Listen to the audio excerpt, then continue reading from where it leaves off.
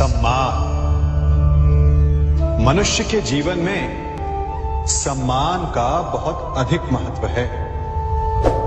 वो उसे अपने हृदय, अपने मन से जोड़कर रखता है। कदाचित इसीलिए हम शत्रु के सम्मान पर चोट पहुंचाते हैं ताकि उसे पीड़ा पहुंचाई जा सके। परंतु ऐसा करने से सावधान रहे मित्रों। शरीर पर लगी चोट मनुष्य भुला सकता है, परंतु उसके सम्मान को लगी चोट उसे जीवन भर पीड़ा देती है। और स्त्री के मान सम्मान पर लगी चोट उसे उस सीमा तक ले जाती है जहां उसे केवल प्रतिशोध दिखाई देता है। यदि अपने शत्रुओं को जीतना है तो प्रेम से जीतिए, अपने कर्मों से जीतिए। उन्हें अनुभव करवाइए कि उनसे भूल हुई। किसी के सम्मान को ऐसी चोट ना पहुंचाइए कि वो आपका नाश करने पर उतर आए। स्मरण रखिए, किसी का अपमान करके आपके हृदय को कदाचित थोड़ा संतोष आ जाए, परंतु उस अपमान से आप कई हृदयों को आघात पहुंचाते हैं और अपने लिए एक शत्रु और बढ़ा लेते हैं। हम सब शीघ्र ही सफलता चाहते हैं, ढेर सारी संपत्ति और सुख चाहते हैं, और ऐसे में कई बार हम छोटे मार्गों का चयन कर लेते हैं। वो मार्ग जिनमें परिश्रम नहीं होता, जिनमें होता है तो केवल छल, कुटिलता और भाग्य का सहारा। जैसे कि जुआ। कोई जुए के खेल में धन लगाता है, कोई दांव लगाता है और ये भूल जाता है कि जुआ ऐसा दलदल है कि जिसमें एक बार गिरे तो सर्वनाश से पहले निकलना असंभव है। यदि आप जीते तो और जीतने की भूख बढ़ जाएगी, और यदि आप कुछ हार बैठे तो उसे पुनः पाने के लिए आप फिर से खेलेंगे। मनुष्य को ये आभास ही नहीं होता कि अपनी संपत्ति के साथ साथ वो अपनी मानवता, अपने संस्कार, अपना धर्म और अपना उत्तरदायित्व सभी जुए की भेंट चढ़ा देता है। इसलिए कुछ पाना है तो परिश्रम से पाओ। यदि कुछ जुए में जीता तो वो उतना शीघ्र ही खो दोगे, चूंकि उसे परिश्रम से पाया नहीं गया है, और उसकी रक्षा करने के लिए आपके मन में स्वाभाविक प्रयास भी नहीं होंगे। क्षमा बढ़न को चाहिए, छुट्टन को उत्पाद। क्षमा इस संसार में शांति का, सुख का मूल आधार है। क्षमा आपके मन से प्रतिशोध और शत्रुता जैसे भावों को समाप्त करती है। परंतु क्या हर स्थान पर क्षमा आवश्यक है? क्या प्रत्येक का अपराध क्षमा करने के योग्य होता है? नहीं। कभी कभी उसे क्षमा करके हम उस व्यक्ति को और बड़ा अपराध करने की प्रेरणा देते हैं, और ऐसा ही अपराध है स्त्री का मान भंग करना, जिसमें क्षमा की कोई अवस्था नहीं। यदि सिंह भूल से गाय के बछड़े का अखेट कर ले तो उसे क्षमा किया जा सकता है, परंतु यदि वो नरभक्षी हो जाए तो उसके केवल दो स्थल होते हैं, या तो पिंजरा या फिर मृत्यु की गोद। कुछ परिस्थितियों में क्षमा के स्थान पर दंड देना आवश्यक होता है, चूंकि ये दंड का भय ही है जो लोगों को वो अपराध करने से रोकता है। संसार में सबसे बड़ा क्या है? अभिमान और बाहुबल, या विश्वास और आस्था? निश्चित रूप से बाहुबल के महत्व को नकारा नहीं जा सकता। मनुष्य अपने बाहुबल से पर्वत को मैदान बना सकता है, सागर सुखा सकता है, मरुस्थल में नदियां बहा सकता है, परंतु बाहुबल को सहारा होता है विश्वास का। यदि मन में विश्वास ना हो तो बाहुबल किसी काम का नहीं। वो कौन सा बल है कि मोर आकाश की ओर ताकते हैं? वो विश्वास ही तो है जिसके कारण वर्षा होती है और दोनों की प्यास बुझती है। परंतु जब आपके बाहुबल का सामना धर्म के विश्वास से होता है तो बाहुबल हार जाता है और जीतता है विश्वास। विजय होती है आस्था की। यदि आप सत्य के मार्ग पर चल रहे हैं और आप अपने इष्ट में आस्था रखते हैं तो किसी भी पापी का बल आपका कुछ नहीं बिगाड़ सकता। कभी सोचा है हमारा जीवन भी उस रेत की घड़ी की भांति है? जो रेत नीचे गिर चुकी है वो हमारा अतीत, जो अब भी ऊपर है वो हमारा आने वाला भविष्य है, और वर्तमान ये संकुचित स्थल है जहां से धीरे धीरे करके रेत गिर रही है। अर्थात हमारे पास जीने के लिए यही एक क्षण है। उसका उपयोग कैसे करना है ये हम पर निर्भर करता है। जो बीत गया उसका दुख मनाना है या जो भविष्य में होने वाला है उसकी प्रतीक्षा में क्रोध करना है। सब कुछ करने के लिए यही एक क्षण है। प्रसन्न रहना है तो उसके लिए भी यही एक पल है। प्रतीक्षा करते रहोगे तो ये पल भी भूतकाल में बदल जाएगा। इसलिए आनंद के लिए, परोपकार के लिए प्रतीक्षा ना कीजिए। आपके पास जो पल है उनका भरपूर सदुपयोग कीजिए, क्योंकि इस घड़ी को पलटकर आप फिर से समय अवश्य गिन सकते हैं, परंतु अपना बीता हुआ समय आप वापस नहीं लौटा पाएंगे।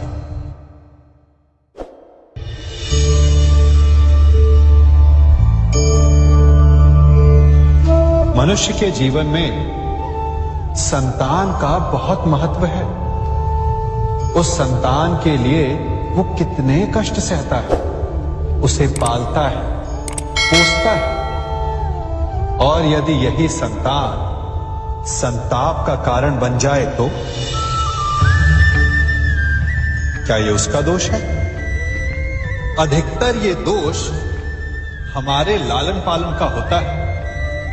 बचपन में बालक के हठ को मानकर हमें आनंद की अनुभूति अवश्य होती है, परंतु धीरे धीरे अपने बालक के हठ को मानकर उसके हठ के दास हो जाते हैं। एक हठी उद्दंड और असंस्कारी संतान उस सूखे वृक्ष के समान होती है कि यदि जिसमें आग लग जाए तो वो सारे वन को भस्म कर डाले। और स्मरण रहे, जब उसमें अग्नि लगती है तो सबसे पहले वो स्वयं के घर को ही भस्म करती है। इसलिए जब आवश्यकता हो तो अपनी संतान के हठ का विरोध करें, उसे रोके, क्योंकि यदि समय रहते ऐसा ना किया गया तो भविष्य में इस समस्या के परिणाम गंभीर हो सकते हैं। प्रतिज्ञा, वचन, ये सब मनुष्य ने समाज को सही दिशा में रखने के लिए बनाए हैं। वो मनुष्य ही क्या जिसके जीवन में नियम ना हो, जिनका वो पालन ना करे, परंतु समय के साथ चलने के लिए नियमों को बदलना भी आवश्यक होता है, क्योंकि ये आज का समय ही तो है जो बीत जाने के पश्चात इतिहास बन जाएगा। यदि आवश्यकता पड़ने पर नियम और प्रतिज्ञा भंग ना की जाए, समय की मांग के अनुरूप अपनी प्रतिक्रिया ना बदली जाए, तो इतिहास हमें कभी क्षमा नहीं करेगा। आवश्यकता पड़ने पर आपकी तोड़ी हुई एक प्रतिज्ञा, एक बंधन कभी कभी पूरे मानव इतिहास को बड़े विनाश से बचा सकता है। इसलिए नियम, प्रतिज्ञा, वचन कुछ नहीं, कुछ है तो केवल समय, जिसके अनुरूप चलने वाला ही सफल हो सकता है। कभी किसी पक्षी को घोंसले की नींव बनाते देखा है? अथक परिश्रम करके तिनका तिनका बिटोर कर वो पक्षी अपना घोंसला बनाता है, अपनी संतान के लिए एक सुरक्षित घर बनाता है। और फिर कहीं से तीव्र आंधी आती, भारी वर्षा होती और उसका घोंसला तिनका तिनका करके बिखर जाता है। फिर वो पक्षी क्या करता है? वो रोता नहीं, ना ही विलाप करता है। वो बिना विलंब करे फिर से अपना घोंसला बनाना प्रारंभ कर देता है और सफलता पाता है। फिर हम क्यों छोटी छोटी असफलता से भयभीत होकर परिश्रम करना छोड़ देते? एक बात सदा स्मरण रखिएगा, हर वृक्ष कुल्हाड़ी की एक मार से नीचे नहीं गिरता, हर चट्टान घन के एक प्रहार से नहीं टूटती। सफलता पाने के लिए अनावरत परिश्रम करना ही मात्र एक मार्ग है। स्वीकारण, सत्य का स्वीकारण मनुष्य के लिए बहुत ही महत्वपूर्ण है। जब तक मनुष्य सत्य को स्वीकार नहीं करता, उसे असत्य से लड़ने की शक्ति प्राप्त नहीं होती। जब आप भोजन करते हैं तो क्या होता है? आपका पेट स्वीकारता है कि वो भर चुका है और आप भोजन करना बंद कर देते हैं। जब आपको निद्रा आती है तो क्या होता है? आपका मन स्वीकारता है कि आपका शरीर थक चुका है और उसे विश्राम की आवश्यकता है। उसी प्रकार जब आपको किसी व्यसन को रोकना हो तो आपको स्वीकारना पड़ता है कि बहुत हो चुका, चाहे वो लालच हो या मदिरा पान। उस व्यसन का त्यागना तभी प्रारंभ होता है जब आप ये स्वीकार कर लेते हैं कि आप उस व्यसन के बंधन। संसार का सबसे बड़ा पाप क्या है? असत्य बोलना, हत्या कर देना, चोरी करना या किसी का अपमान करना। संसार का सबसे बड़ा पाप है किसी निर्बल को सताना, और संसार का सबसे बड़ा दंड भी उस निर्बल के मुख से निकली हाय है। आप देख रहे हैं मैं क्या कर रहा हूं? मैं लौ पिघला रहा हूं, और ये लौ पिघलता है इस चमड़ी की बनी धूनकी से निकली हवा से। तनिक सोचिए, एक मृत पशु की खाल से बनी धूनकी इतने कठोर लोहे को भस्म कर सकती। ठीक उसी प्रकार आप चाहे जितने भी शक्तिशाली क्यों ना हो, यदि आपने किसी निर्दोष, किसी निर्बल को सताया तो उसके मन से निकली हाय और उसका श्राप आपके जीवन को भस्म कर सकता है। स्वर्ण, सज्जन पुरुष और परोपकारी मनुष्यों की गति एक समान होती है। यदि स्वर्ण टूट जाए तो उसे गर्म करो, ताप दो, पिघल कर वो फिर से जुड़ जाता है। ठीक उसी प्रकार मतभेद होने के पश्चात भी एक सज्जन पुरुष और महान पुरुष फिर से मित्र बन जाते हैं। परंतु दुर्जन दुष्ट माटी से बने लोग उस पके हुए मटके के समान होते हैं कि जिनमें यदि एक बार दरार आ जाए तो वो स्वयं ही स्वयं का सर्वनाश कर लेते हैं। इसलिए मित्रता केवल सज्जनों से ही करें ताकि मतभेद ना। दुष्टों का समूह अपना नाश स्वयं ही कर लेता है। यदि कोयले की खान में जाओ तो चाहे जितनी भी सावधानी बरतो, अपने वस्त्रों पर कालिख लग ही जाती है। इसलिए दुष्ट मित्रों से सावधान, सज्जन शत्रु प्रत्येक परिस्थिति में श्रेष्ठ है। प्रत्येक मनुष्य सफलता पाने के लिए कार्य करता है। कुछ सफल होते हैं, कुछ नहीं होते, और जो सफल नहीं होते वो सदा अपनी असफलता का कारण या तो अपनी परिस्थितियों को बताते हैं या अपने सहयोगियों को दोषी ठहराते हैं। परंतु क्या वास्तविकता में ऐसा ही होता है? क्या कोई परिस्थिति या कोई व्यक्ति किसी की असफलता का कारण बन सकते हैं? उत्तर हां भी है और ना भी। कैसे? आप इस तितली को देख रहे हैं? आपने एक मक्खी को भी देखा हो। प्रकृति ने दोनों को समान गुण दिए, रस पान करने का। एक तितली फूलों पर जाकर उसका रस लेती और इस अवस्था में नए फूल खिलने की व्यवस्था भी करती है। और मक्खी घाव पर बैठती है, घाव को सड़ाती है और रोग भी फैलाती है। यदि इसमें किसी बात का अंतर है तो केवल सोच का। यदि आप उचित मार्ग चुनेंगे तो आपको सफलता मिलेगी, आप में उत्साह बढ़ेगा।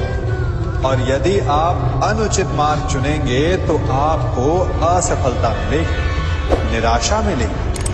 अब उचित मार्ग चुनना है या अनुचित मार्ग, ये निर्णय तो आप पर निर्भर करता है। मनुष्य सदा भला बुरा, खरा खोटा, सत्य असत्य की बातें करता है। सत्य को अच्छा मानता है और असत्य को बुरा।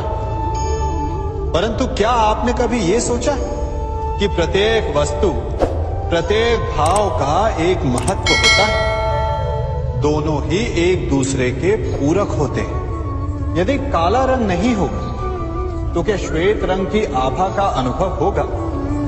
यदि असत्य नहीं होगा तो क्या सत्य के महत्ता का ज्ञान होगा?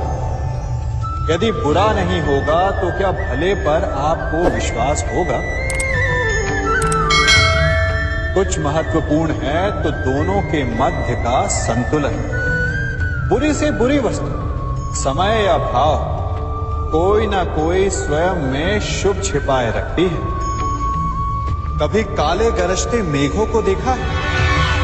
उसके किनारे भी एक स्वर्णिम आभा होती है। उसी प्रकार यदि आपके जीवन में बुरा समय आए तो आपको अपने सच्चे मित्रों की पहचान हो जाती है। तो बुरे समय में निराश ना हो, उसमें भी कुछ शुभ खोजने का प्रयास करें और धीरे धीरे सब कुछ आपके जीवन में स्वतः शुभ हो जाएगा। संसार में सबसे महत्वपूर्ण क्या है? दृष्टि या दृष्टिकोण, समझ या सोच? सामान्यतः मनुष्य की दृष्टि और सोच में अधिकतर वो वस्तु, वो घटनाएं, वो भाव श्रेष्ठ हैं जो हमें आनंद दें, और जो हमें आनंद नहीं देते उन्हें हम दुखदाई मान लेते।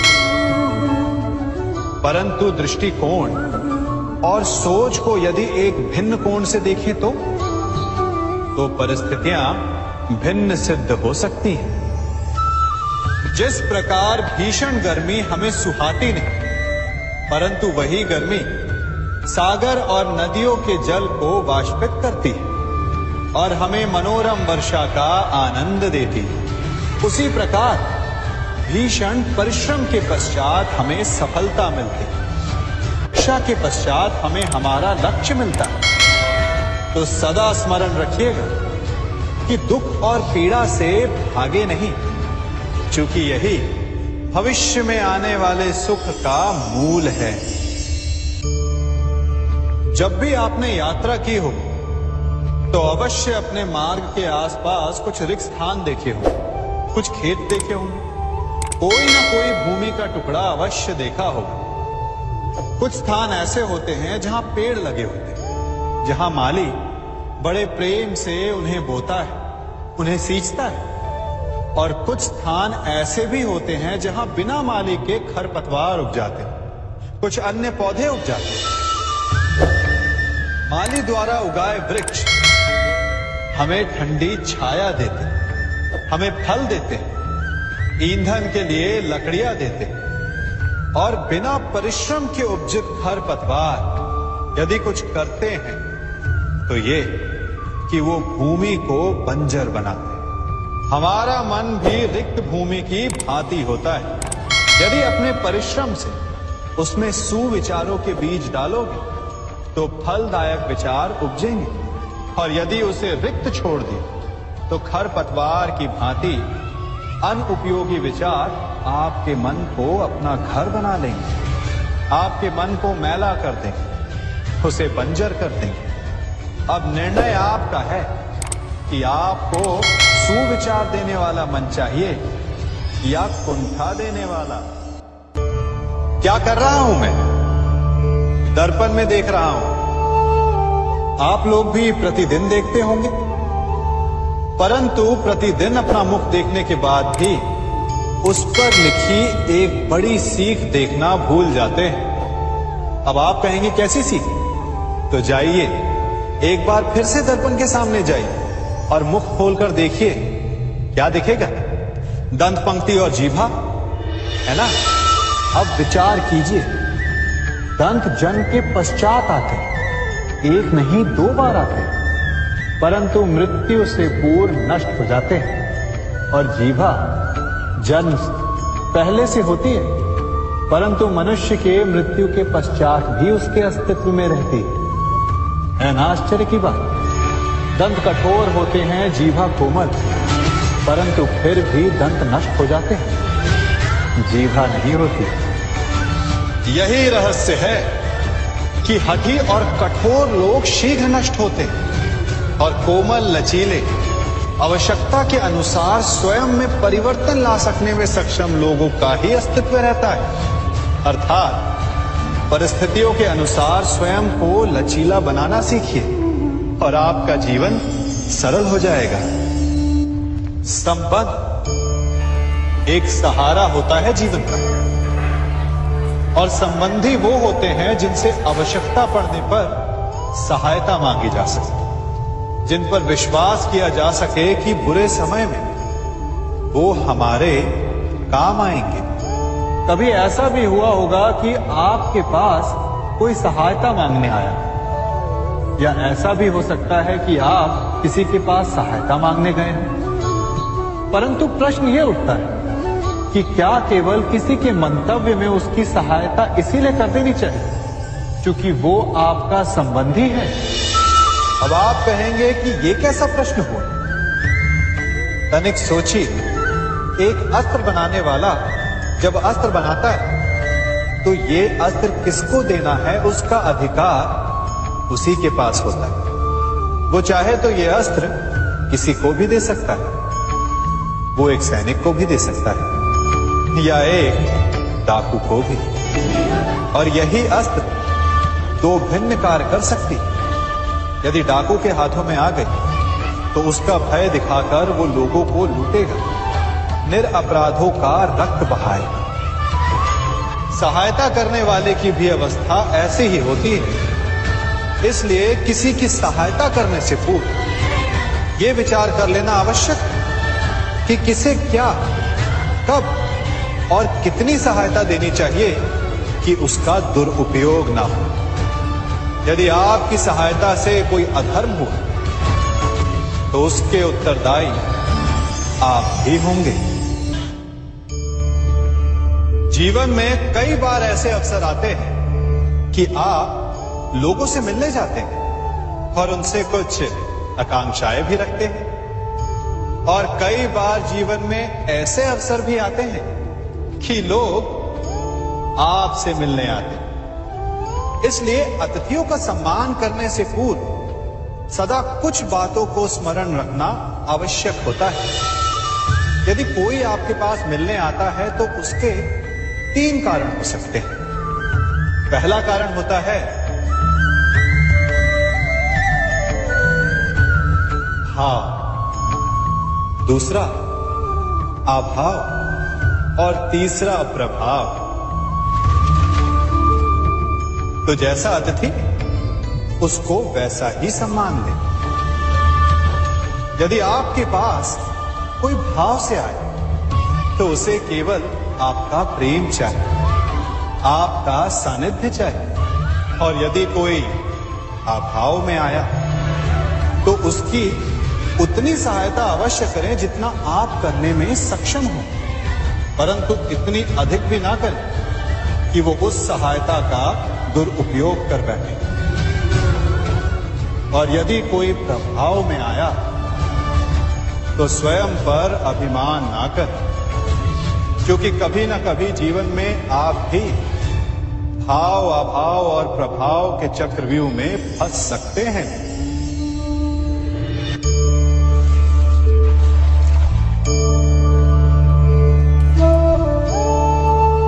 यदि जल को मुट्ठी में कसकर बांधें तो जल कैसे अपना मार्ग बनाकर निकल जाता है? इसी धारा की भांति यही अवस्था हमारे अपनों के साथ भी होती है। अधिकतर हम जिनसे प्रेम करते हैं, हम सदा उन्हें अपने समीप रखना चाहते हैं, स्वयं से दूर नहीं होने देना चाहते। चिंता करते हैं, भय खाते हैं कि कहीं उनके साथ या उनसे कुछ बुरा घटित ना हो जाए। और ऐसे में हमारे अपने ही हमसे दूर हो जाते हैं, ठीक मुट्ठी में बंधे जल की भांति। इसलिए जिनसे आप प्रेम करते हैं उन्हें स्वतंत्र कर दीजिए, उनकी सोच को स्वतंत्र बनने दीजिए, उन्हें अपने मार्ग स्वयं ढूंढने दीजिए, क्योंकि आप सदा उनके साथ उन्हें मार्ग दिखाने के लिए नहीं रहने वाले। इसलिए अपनों के साथ अवश्य रहें, परंतु उन्हें बांधे नहीं। जन्म के पश्चात बालक जब पहली बार अपने नेत्र खोलता है तो उसका मन उत्सुकता से भरा हो कि ये संसार क्या है, उसे क्या दिख रहा है। ये उसके जीवन का नया आरंभ होता है। परंतु जैसे हम धीरे धीरे बड़े होने लगते हैं, अनुभव अर्जित करते हैं, हमारे मन की उत्सुकता, हमारे जीवन का चाव होने लगता है। तनिक सोचिए, जब हम सुबह सोकर जगते अपनी आंखें खोलते तो उसे ही हम अपने जीवन का प्रारंभ समझ ले तो सुबह से लेकर संध्या तक के समय को ही अपने जीवन जीने का समय समझ ले तो कितनी स्फूर्ति आ जाएगी। आप कितने काम कर पाएंगे, कितने लक्ष्य अर्जित कर पाएंगे। फलों से मिलकर घड़ी बनती, घड़ी से मिलकर प्रहर, प्रहर से मिलकर दिन बनते हैं और दिनों से माह और वर्ष। यदि आप अपना हर पल, हर प्रहर विश्वास से, हर दिन उत्साह से जिए तो आपका संपूर्ण जीवन सार्थक हो सकता है। मनुष्य अपना जीवन विश्वास पर जीता है, परंतु विश्वास किसका? तनिक सोचिए, किस पर विश्वास है आपको? महापुरुषों की कही बातों पर, ग्रंथों में लिखे ज्ञान पर, माता पिता की सीख पर, या मित्रों के दिए गए निर्देशों पर, या फिर मेरी कही बातों पर? ये सब विश्वास अपूर्ण है जब तक आपको स्वयं पर विश्वास ना हो। यदि विश्वास करना है तो पहले अविश्वास करने के विज्ञान को भी सीखना चाहिए। आप किसी की बातों पर विश्वास न करें, आप अपने मन से पूछें, अपनी अंतर आत्मा से प्रश्न करें, और जो उत्तर मिलेगा वही सबसे उचित होगा। जब आप अपने मन, अपनी अंतरात्मा पर विश्वास करना सीख जाएंगे तो नीति, ज्ञान सब आपके भीतर से स्वतः उमड़ेगा। और यदि आप स्वयं पर ही विश्वास ना कर पाए तो धर्म ग्रंथों में लिखे श्लोक, महापुरुषों की वाणी माता पिता की सीख या मित्रों का निर्देश कोई भी लाभ नहीं दे पाए। एक पिता होने के नाते आप अपनी संतान के लिए क्या करते हैं? उसके लिए बहुत सारी सुविधाएं जुटाते, बहुत सारा धन कमाते है ना? और क्या आपको ऐसा लगता है कि यही उचित है आपकी संतान के लिए? इस पंछी को देख रहे हैं? ये भी संतान को जन्म देता है, उन्हें पालता है, पोसता है, उड़ना सिखाता है और भोजन का प्रबंध भी करना सिखाता है। परंतु उनके बड़े हो जाने के बाद उनके लिए अलग से घोंसला नहीं बनाता। क्यों? क्योंकि यदि इसने संतान को सब कुछ करके दे दिया तो संतान क्या करेगी? वो अपनी संतान को तब तक भोजन कराता है जब तक उसकी संतान स्वयं भोजन का प्रबंध करने में सक्षम नहीं हो जाती।